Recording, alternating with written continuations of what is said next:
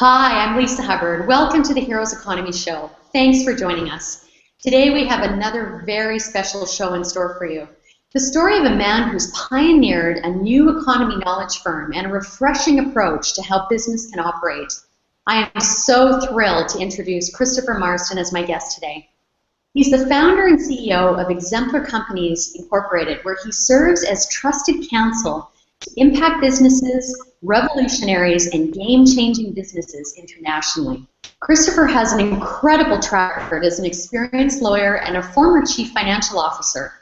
His practice focuses on corporate growth, securities, capital formation, mergers and acquisitions, corporate transactions, ranging across a number of industries: natural foods, productologies, clean technologies, disruptive technologies, and entertainment.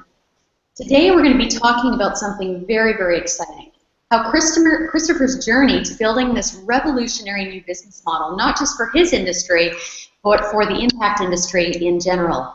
So Christopher, thank you so much for joining us. No problem. Nice to be with you. So why don't we get started and dive into your journey? How did you actually start Exemplar? What was sort of the idea around the formation of the company and why you decided you wanted to do things differently? Sure. Well, and not to quote Malcolm X right off the bat, but he said, if you're not a part of the solution, you're a part of the problem. Part of that is realizing that there's a systemic issue. I was a CFO in a high-tech firm in the boom, and I came out having experienced knowledge firms, accounting firms, law firms, even investment banks, and not having great experiences with them, problems with being able to budget, etc., trust, integrity issues. And then when I came out, everyone I knew who was practicing in the knowledge world, my colleagues that are lawyers, were all miserable in their practices. Yes. The interesting thing, Lisa, is that they were all miserable, but they were all in different firms. Mm-hmm. It got me curious enough to wonder why all these firms, if they really have different cultures, how could they all be miserable?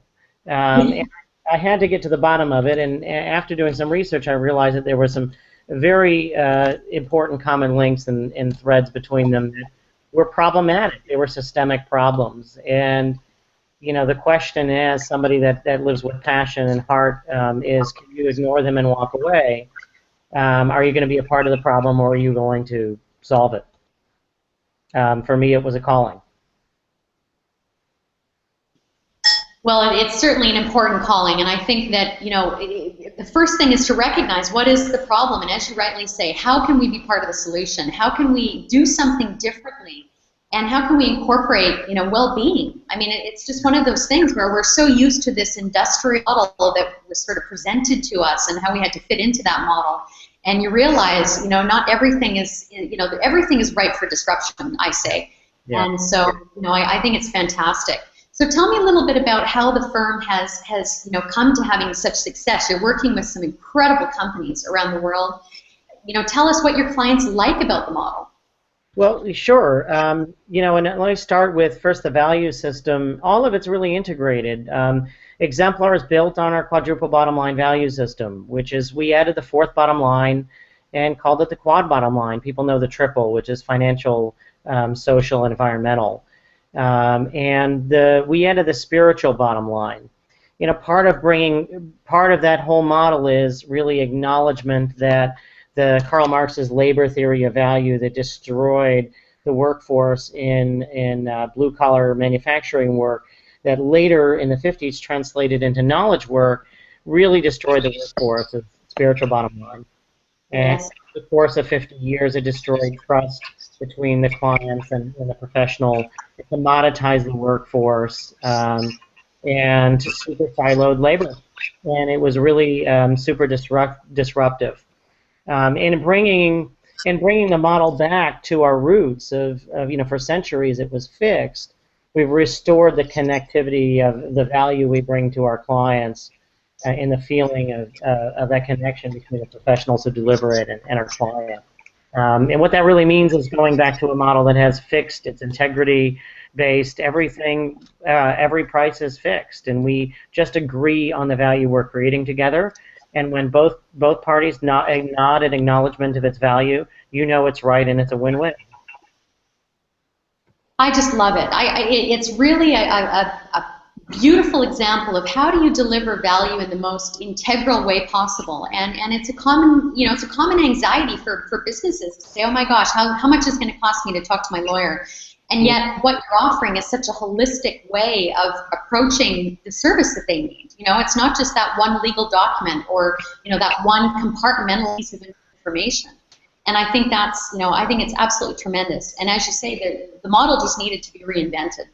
It did. And Lisa, there's a couple other elements that are really the key to making that happen and just sort of ear to the marketplace was, we're a service industry. Knowledge work is all a service industry, not known for good service, which is a real shame. And we have an unqualified satisfaction guarantee. It's a value guarantee. We're only the second firm in the nation to do that. And the other part is the holistic model. And somehow through 9/11 and other events, people sort of come back to what really matters in relationships and community mattering. And I think that's really been great because operating with a holism, of being able to see the big picture and help clients across the disciplines has been a key success factor for us. Exemplar wasn't just the first to take law and abandon hourly billing. We combined it with a business advisory firm, a tax accounting firm, and a federally registered broker-dealer investment bank. So combining all of those knowledge workers together, and then I usually describe it the Noah's Ark of knowledge, bringing them all together for one benefit, and that's to help clients achieve. And it's been really amazing. That's so wonderful, and it really just shows. It's being in tune. What is it that people truly need? They need this all-encompassing. Why do they need to go to all these places and get fragmented information when they can have it all in one place? I think it's wonderful. Yeah, it's been a big pain point for clients because when everybody's siloed and nobody's working together, you have to hire 5 or 6 professionals to get anything done, and they don't talk to each other, and they all want to bill you. They have distinctive economic interests, and at the end of the day, you only have one budget. You don't have 5. Yes. That's exactly right. That is right. So tell me more. What do you love most about this relationship you've built with your clients? What do they love? What's really lighting people up about how you can offer this service?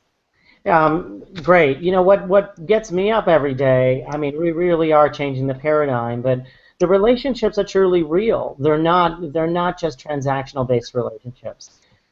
Because we focus in revolutionaries, game-changers, and impact businesses, largely most of the companies we represent are, the founders are passionate. They're driven by more than just money. And they're great people to be around, especially if they want to work with people that have values, and we're blocking and tackling can add a significant amount of unique value by the fact that we understand what mechanisms we can put in place to protect their value system that they care about so much in their business. Yes, absolutely. That's so wonderful. And let's elaborate on the quad bottom line, the spiritual aspect to that. How do you feel that this is part of the solution? It's obvious to you and I, but let's share with our listeners, let's share with the community, what is it about the spiritual bottom line that you feel is really helping to create the systemic change?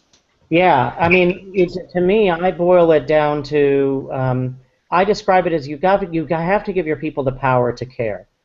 So let me give you an example. Professionals, so billing by the hour is a recent accident in the history of knowledge work. It only started as a widespread practice in North America in the late 1950s, and then it spread worldwide. But it was never meant to be a billing method, and it was taken out of essentially the industrial revolution as a model. And what happened in manufacturing essentially then happened in knowledge work just 50 years later. It used to be that the people built cars were artists, they were craftsmen, and they were proud of their product. And then somebody came along and put everyone in a line and said, this is what you're going to do every day. That's the only thing you're going to do every day. And it's super siloed labor. It commoditized them. They had non-transferable skill sets, repetitive motion injury. And as soon as a robot could replace their job, it did. It destroyed the spiritual bottom line of the workforce. But the difference is in manufacturing, at least productivity output went up by 10 times, which is no excuse for destroying the people's spiritual bottom line, but it had economic output benefits.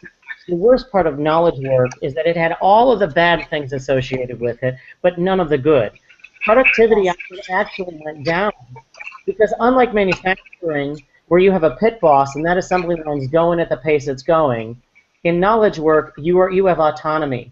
You sit in an office and you write down how much time you have spent, and the client doesn't know any better. And so it's just ripe for all kinds of problems. But what's worse is it drives a behavior of the clients not wanting to interact with their trusted advisor. And it deprives the professional of feeling connected, truly connected with a client. So we flip the paradigm where it's fixed and it's value-based. All of the barriers to communicating and engaging with your trusted advisors go away. And that really is better for both sides. And it's better for our people because they feel meaning in getting up every day and doing what they do. That's so fantastic. Again, it just plays right across the board. It's playing for everyone to win. It's everyone within your organization, and it's with all of your incredible clients that you have the joy of serving. And I love that. We have got to go back to the trusted advisor model. We've got to go back to that endless value focus. And I just really commend you for that. I think it's wonderful. Now, I'd love for you to share with us, Christopher, some advice for change makers, for social entrepreneurs, whether they're just getting started or whether they're looking to scale. What sort of golden nuggets can you share with us? What sort of advice can you provide to them, maybe some commonalities that you see with businesses, that you can really, offer them something that will really help them? Absolutely. The first thing that comes to mind, Lisa, is this. In the last 10 years, there's been a significant shift. B Labs, B certified companies have really come into their own. The new legislation around benefit corporations, that's in California, Massachusetts, Delaware now. Our parent company is a benefit corporation, so our values are right out there. These are new entity types acknowledging that for-profit companies can do well by doing good. And a lot of our industry and the people who lead the companies have come and built businesses with a tremendous amount of heart. And the challenge of those businesses is many of them come from nonprofits, or many of them come from a place of bootstrapping or scarcity rather than a mentality of abundance. And in order for us to make the kind of change we need, wealth, the true wealth, needs to shift hands from the people who have the money in our parents' generation who aren't so involved and engaged, to our generation who really gives a damn about the environment and about social change. In order to do that, we need to give up the models of scarcity and adopt models of tremendous profitability that also do good in the world, but not being afraid to do well by doing good. Oh, that is just fantastic. And of course, the same page with that. If we could just eliminate this, disengage people from the fear and scarcity model, we'd all be better off. I mean, that is the truth. And when it comes to business, it is just so essential. If you're going for business, how do you decision? You make that brave and bold decision. You're not going to stand for anything less, and creating change and being part of the solution and doing something that is truly going to impact the world. And I agree with you. I mean, it's very, very interesting what's happening right now. There is this redistribution of wealth, and of course we would like that to be happening a lot faster and having a lot more B Corp style businesses starting. I think that's really great advice. And what about mindset? Are there some mindset pieces that you'd like to share in terms of what sort of strength and resilience does that change maker, that social entrepreneur need to keep going?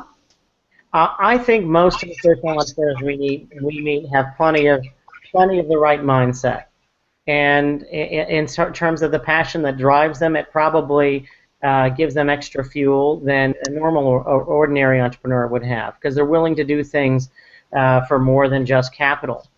I think the key is building the right team around you, and there's a lot of imposters out there, and as the impact world becomes more, the growth rates increase and the capital markets start to acknowledge the validity of newer models or the natural products and foods movement. You're seeing a lot of pigs put the makeup on. And I'm seeing some entrepreneurs get fooled by people who might look like good capital partners but aren't, or might look like aligned team members but are not. And it's it's lonely to do it alone, but building team is key. So I definitely think team up and do something bigger and more impactful it's important to do.